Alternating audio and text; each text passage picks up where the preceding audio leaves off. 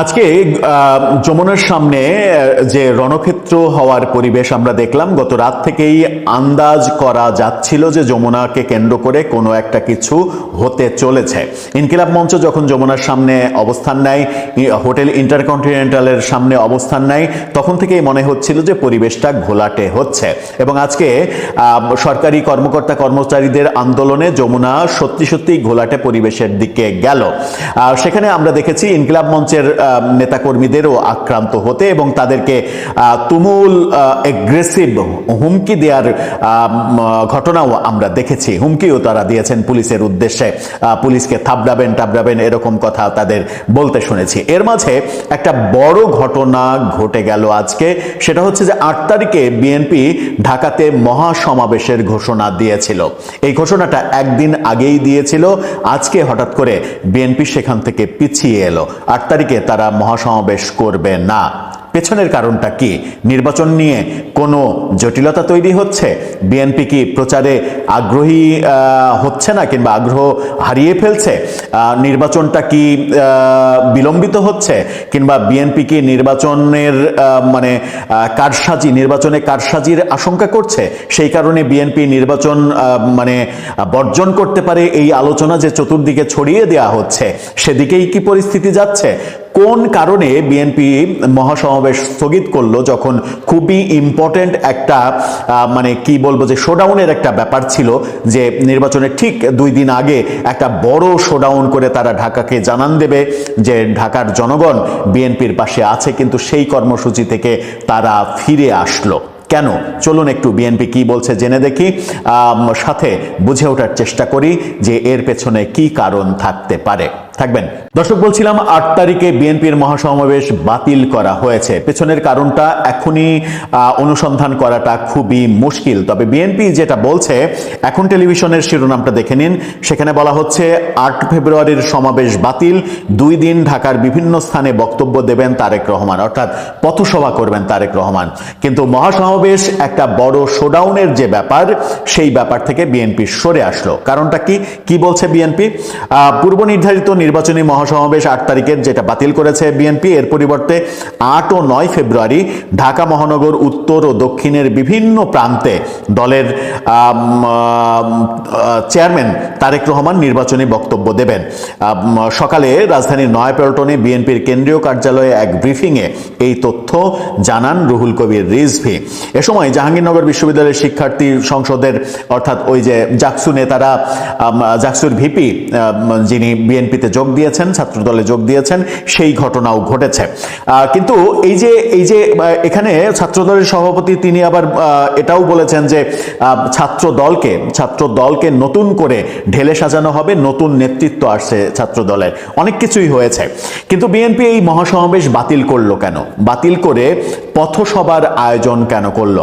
পথসভা তো এমনি নির্বাচনের ক্যাম্পেইন মানেই তো পথসভা, বিভিন্ন মোড়ে যাবে, বিভিন্ন জনের সঙ্গে কথা বলবেন, এরকমটা তো হতেই পারে, এটা তো হবেই।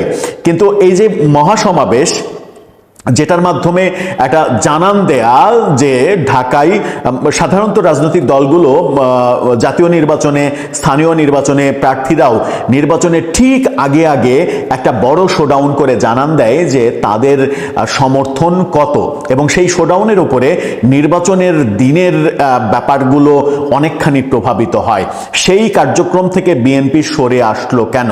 সরে আসার পেছনে কারণ কি? অনেক প্রশ্ন জন্ম নেবে এখন, এই কারণেই যে জানুয়ারির শেষ দিক থেকেই আলোচনা হচ্ছে যে ফেব্রুয়ারির 6, 7, 8 এই সময়ের মধ্যে বাংলাদেশে একটা ক্যাওয়াজ তৈরি হবে এবং নির্বাচন কেন্দ্রিক নতুন জটিলতা শুরু হবে।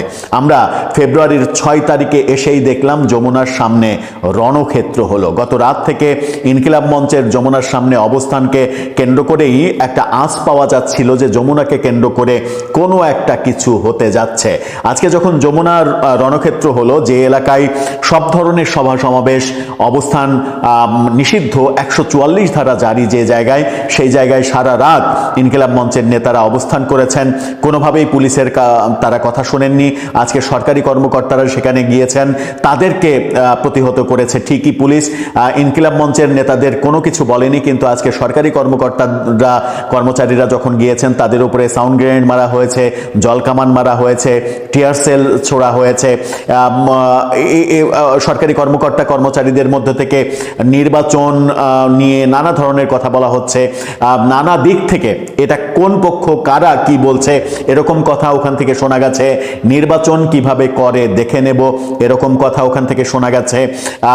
নির্বাচনে দায়িত্ব পালন করবেন না সরকারি কর্মচারীরা, সেই ঘোষণা বিভিন্ন জনকে দেওয়ার ঘটনা আমরা দেখেছি, যদিও সম্মিলিতভাবে সেটা দেয়া হয়নি। এই ঘটনাগুলো একটা ইঙ্গিত দিচ্ছে যে নির্বাচন কেন্দ্রিক জটিলতা তৈরি হতে পারে, এবং এই ইঙ্গিত যখন দিচ্ছে তখন বিএনপি মহাসমাবেশ বাতিল করলো। বিএনপি মহাসমাবেশ বাতিল করার পেছনে কি এই কারণ রয়েছে যে তারা আশঙ্কা করছে মহাসমাবেশকে কেন্দ্র করে কোনো ঝামেলা তৈরি হতে পারে, কিংবা তারা এই শোডাউনটা করতে চাইছে না এই কারণে যে তারা মনে করছে যে এই শোডাউনের চাইতে ছোট ছোট পথসভা সেটাতে বেশি কাজ দেবে? ছোট ছোট পথসভায় আদতে যে কাজ দেয় না সেটা তো আমরা বাঙালিরা খুব ভালো বুঝি। বাঙালিরা আদতে শোডাউনটা পছন্দ করি। বাঙালিরা দিন শেষে যত ভোগান্তিই হোক, রাজধানী ঢাকাতে যত ধরনের ভোগান্তিই হোক না কেন, দিন শেষে কিন্তু বাঙালিরা ওইটা গোনে যে কার সমাবেশে কত লোক হলো, ওই ড্রোনের ফুটেজে কার সমাবেশ কত বড়, এই ব্যাপারগুলো দেখেই কিন্তু জনগণ অনেকখানি প্রভাবিত হয়। যে কারণে এই মুহূর্তে বিভিন্ন সমাবেশের লোক সংখ্যার উপস্থিতি এআই দিয়ে তৈরি করে বিভিন্ন রাজনৈতিক দলের প্রচারের ব্যাপারগুলোও দেখছি, যে তাদের দলীয় প্রধান দাঁড়িয়ে আছেন, তার ব্যাগ থেকে এমন একটা ছবি তৈরি করা হয়েছে এআই দিয়ে যে সামনে মনে হচ্ছে জনতার মহাসমুদ্র, কয়েক কোটি লোক এরকম এআই দিয়ে ছবি বানিয়ে নির্বাচনের ক্যাম্পেইনে কিন্তু কাজে লাগানো হচ্ছে। এগুলো কিন্তু অনেক বেশি প্রভাব ফেলে জনগণের মস্তিষ্কে। সেই জায়গা থেকে বিএনপি সরিয়ে আসার কারণটা কি, এই কারণটা এই মুহূর্তে অনুসন্ধান করাটা আমাদের পক্ষে সম্ভব না হলেও এই কারণের ভেতরের কারণটা হয়তোবা বেরিয়ে আসবে দু একদিনের মধ্যে। ফেব্রুয়ারির 6 তারিখ, আজকে ফেব্রুয়ারির 6 তারিখ যখন 11 তারিখে 12 তারিখে নির্বাচন, আর মাত্র 5 দিন মাঝখানে রয়েছে। এই 5 দিন বাংলাদেশের জন্য খুবই ইম্পর্টেন্ট সময়, যখন সরকার সহ বিভিন্ন পক্ষের নজর ছিল যে আওয়ামী লীগ কোনো প্রতিবন্ধকতা তৈরি করবে, আওয়ামী লীগ কোনো ক্যাওয়াজ তৈরি করবে। তখন পর্যন্ত আমরা আওয়ামী লীগের কিন্তু নামগন্ধ পাচ্ছি না। বিভিন্নভাবে ক্যাওয়াজটা তৈরি হচ্ছে আওয়ামী লীগের যারা বিরোধী, যারা জুলাই আন্দোলনের সঙ্গে সংশ্লিষ্ট, তাদের পক্ষ থেকেই, কারো কারো পক্ষ থেকেই এই ক্যাওয়াজগুলো তৈরি করার একটা ইঙ্গিত পাওয়া যাচ্ছে। গত রাতে ইনকিলাব মঞ্চের নেতাকে আমরা বলতে শুনেছি যে বিএনপিকে উদ্দেশ্য করে তিনি বলেছেন যে ছাত্রী নেতারা বলছে আমরা নাকি নির্বাচন বানচালের চেষ্টা করছি, এটা নাকি নির্বাচন বানচালের ষড়যন্ত্র।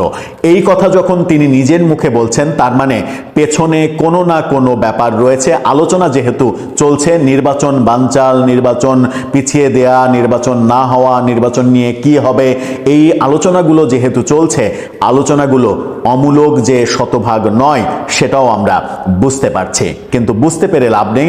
আমাদের প্রত্যাশা শুধুমাত্র এটুকুই থাকবে সাধারণ মানুষ হিসেবে, যে নির্বাচন কেন্দ্রিক কোনো ধরনের কোনো সহিংসতা, কোনো বাজে পরিস্থিতি যেন বাংলাদেশে তৈরি না হয়, নির্বাচনটা যেন সুষ্ঠুভাবে হয়ে যায়, গণতান্ত্রিকভাবে ক্ষমতা যেন হস্তান্তর হয়, এবং এই যে ক্যাওয়াজপূর্ণ 1.5 বছর, এই 1.5 বছরের জন্য বাংলাদেশকে পরবর্তীতে আর সাফারিংসের মধ্যে পড়তে না হয়। সেই প্রত্যাশা কি পূরণ হবে আদৌ? দর্শক, আপনার মতামত জানিয়ে লিখতে পারেন আমাদের কমেন্ট বক্সে। আসসালামু আলাইকুম। দিন শেষে এটা মোটামুটি পরিষ্কার বলা যায় কিনা যে জামাতের আমির ডক্টর শফিকুর রহমানের টুইটার বা এক্স হ্যান্ডেল, সাবেক টুইটার এক্স হ্যান্ডেল হ্যাকের যে রহস্যময় ঘটনা, আমি রহস্যময় বলছি এই কারণে যে এটার এখনো কোনো সুরাহা পৌঁছানো যায়নি। কে কোথা থেকে এটা হ্যাক করেছেন, কি করেছেন, এটা ছুটে গেল। এই ঘটনা প্রবাহ গড়ালো বঙ্গভবন পর্যন্ত, এবং বঙ্গভবন থেকে একজনকে শেষ তো গ্রেফতার করা হলো। তো গ্রেফতারের পরে এমন কিছু অস্থিরতা তৈরি হলো এমন এমন বিশেষ জায়গায়, যে অস্থিরতাগুলোর প্রভাবেই কিনা অন্তত এইসব ঘটনার ক্ষেত্রে আমাদের বাংলাদেশে গত 17 মাসে আমরা যা দেখেছি, জামিন এটা সোনার হরিণের চেয়ে অনেক রেয়ার। কিন্তু আগের দিন গ্রেফতারের পর দিনেই তিনি জামিন পেয়েছেন। জামিন পাওয়া মানুষের অধিকার, আমি জামিন পাওয়ার বিরুদ্ধে বলছি না, আমি বলছি যে ঘটনাটা এমন কি কোনো ভুল পদক্ষেপ ছিল যে তাকে জামিন দিতে সরকারের সিগন্যাল ছিল, এবং ভুল ত্রুটি কোথাও হয়েছে, বড় রকমের ভুল হচ্ছে, মেসাকার হয়েছে। আমি একজনের ফেসবুক পোস্ট ধরেই আপনাদের আজকের আলোচনা শেষ করব, তাতে করে আপনারা নিশ্চয়ই অনেক উত্তর পেয়ে যাবেন। চলুন দর্শক, আমি সেই একটু দীর্ঘ হলো ফেসবুক পোস্টটার দিকে নজর দিই, এবং আমার মনে হয় এই বিষয়টা আমাদের জাতির সামনে আলোচনায় থাকা দরকার, এটার একটা সুরাহা পর্যন্ত। দীর্ঘদিন সরকারি চাকরি করা একজন মানুষকে অবসরের আগে হ্যাকার বানিয়ে গ্রেফতার করে অসম্মান করা হলো কেন? বঙ্গবন্ধুর সহকারী প্রোগ্রামার মোহাম্মদ সরওয়ার আলমকে গ্রেফতারের পর আজকে আদালতে আনা হলে বিচারক বলেন, আপনি কি কিছু বলতে চান? জবাবে সরওয়ার আলম বলেন, আমি এ ধরনের কাজ করিনি, আমি কিছুই করিনি। তদন্ত কর্মকর্তাকে বারবার বলেছি, আমি তদন্ত কর্মকর্তাকে সব ধরনের সহযোগিতা করতে চেয়েছি। চাকরির শেষ বয়সে এসে আমি এসব কাজ করব কেন? অল্প কয়েকদিন পরে তিনি পেনশনে যাবেন। সরওয়ার আলম বলেন, আমি স্বেচ্ছায় আমার মোবাইল, ল্যাপটপ তদন্ত কর্মকর্তাকে দিয়ে সহযোগিতা করেছি। আমার হাত দিয়ে কোনো খারাপ কাজ হয়নি, খারাপ কাজ করতে পারি না, কখনো করব না। আমি 100% নিজেকে নির্দোষ দাবি করছি। সরওয়ার আলম আরো বলেন, এই বয়সে এসব করে নিজের পেনশন নষ্ট করব? তিনি প্রশ্ন করছেন, এই কাজ করার কোনো মানে নেই। আমার বয়স হয়েছে, পরিবার রয়েছে, এরকম কাজ করতে যাব কেন?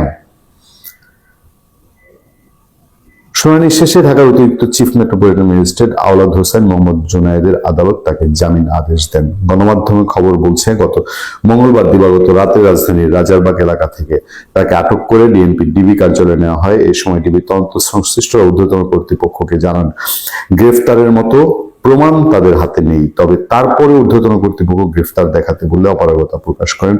অধস্তন কর্মকর্তারা এই ঘটনার পর কার্যত ডিবি বিভক্ত হয়ে যায়। আমি এই জায়গাটা দায়িত্ব নিয়ে বলছি না, তবে অস্থিরতা নিশ্চয়ই কোথাও ছিল। এবং আপনারা BDNews24.com এর খবরের সূত্র ধরে আমরা আপনাদেরকে বলেছি, বিডি নিউজ প্রশ্ন তুলেছে এবং তারা ডিবির কর্মকর্তাদের বরাত দিয়ে বলেছে যে রাজনৈতিক চাপে এই গ্রেফতার করা হয়েছে কিনা। গণমাধ্যমের খবর বলছে, ডিবির এক ঊর্ধ্বতন কর্মকর্তা বলেছেন, গণমাধ্যমের খবর এটা, 5 আগস্টের আগে পুলিশ যে ধরনের ভুল ত্রুটি করেছে সে ধরনের কর্মকাণ্ডে আর জড়াতে চায় না বর্তমানে ডিবির দায়িত্বে থাকা কর্মকর্তা। ডিবির কোনো কর্মকর্তা নিশ্চয়ই আর নতুন আরেকজন হারুন হয়ে উঠতে চান না, ডিবি হারুন নামে পরিচিত আরেকজন নিশ্চয়ই কেউ হয়ে উঠতে চান না। এটা আমাদের সবার প্রত্যাশা। তাই তিনি আরো বলেন, কোন সংস্থা থেকে তথ্য পাওয়া গেলে তদন্তকারী সংস্থা হিসেবে তা যাচাই বাছাই করে কোনো সংশ্লিষ্টতা না পাওয়া গেলে অন্য কোনো সংস্থার নির্দেশে গ্রেফতার কার্যক্রম পেশাদারিত্বের বহির্ভূত একটা কাজ, এজন্য গ্রেফতারে অপারগতা প্রকাশ করা হয়। এই ঘটনার পেছনে আরো কি যে আছে, আফসোস দেশে আইনের শাসন প্রতিষ্ঠা হলো না, মানুষের হয়রানির উপসংস্কৃতি বন্ধ হলো না। আমার এখানে আর ব্যক্তিগত মন্তব্যের কোনো জায়গা নেই, শুধু বলবো যে এই সরকারের শেষ সময়ে এসে এবং জামাতে ইসলামের মতো সংগঠনের একজন আমিরের মতন একটি গুরুত্বপূর্ণ সম্মানজনক জায়গার ঘটনাকে ঘিরে এই জালের রহস্য আদতে উন্মোচিত হবে কিনা, সেটি আমার কাছে এখন বড় প্রশ্ন হয়ে দাঁড়িয়েছে। ভালো থাকবেন, সুস্থ থাকবেন। আপনার সাথে আমি আতিক রহমান, পূর্ণিয়া।